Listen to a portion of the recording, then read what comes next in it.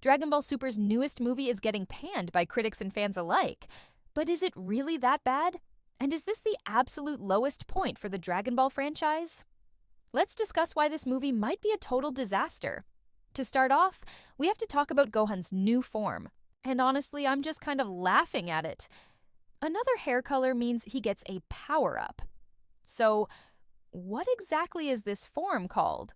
Well, according to the official Dragon Ball Super website, it's called the Beast. Yeah, that's literally the name.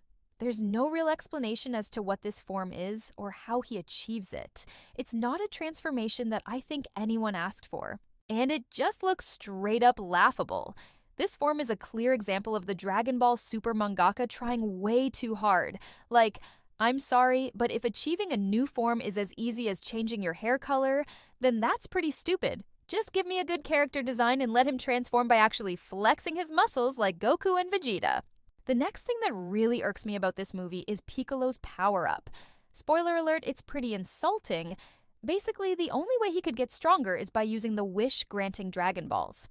So yeah, in order to get a power-up, he has to use the only source of hope for the entire universe. That's pretty sad. If this was any other Dragon Ball villain, I wouldn't care at all. But this is the Red Ribbon Army. They're known for being the most pathetic villains in the entire franchise. So them coming back, wishing for power, and then beating up some of the strongest fighters in the universe is just... it's sad. It's so sad that they didn't even wish to become stronger than Goku or Vegeta. They just wanted enough strength to beat up the current strongest fighters. Also, who's gonna stop them from making another wish? Like, they could literally wish for all of the Dragon Balls and become immortal. This whole thing is just very poorly thought out. Speaking of the Red Ribbon Army, let's talk about the general consensus on this movie. Everyone is saying that this movie is Dragon Ball Super's attempt to cash grab off of nostalgia. Personally, I don't really think that's true. I think DBS has done a great job with making new villains and bringing back old ones. However, this movie is definitely guilty of something, and that's bringing back an old villain that everyone hates. Dr. Hito is without a doubt the worst Dragon Ball Super villain. He's more annoying than the Grand Priest. He's less interesting than Zamasu, and he's dumber than every single one of the Toei animators that worked on this movie.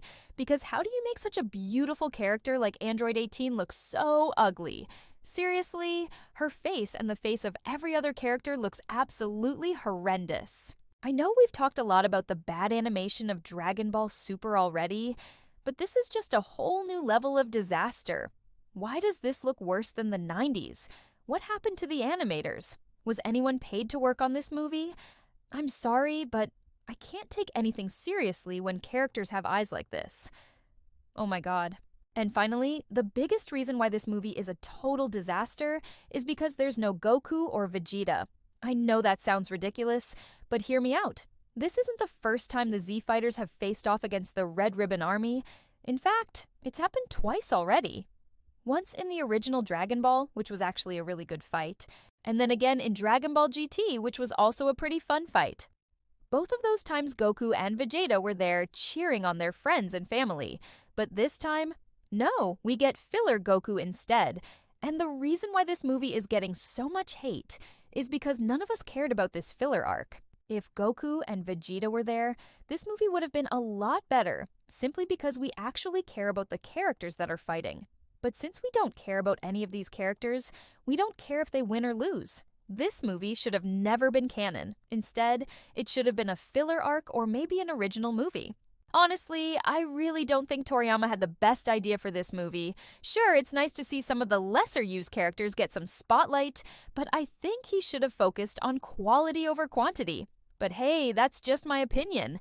What do you guys think? Is this the lowest point for Dragon Ball? Let me know in the comments down below.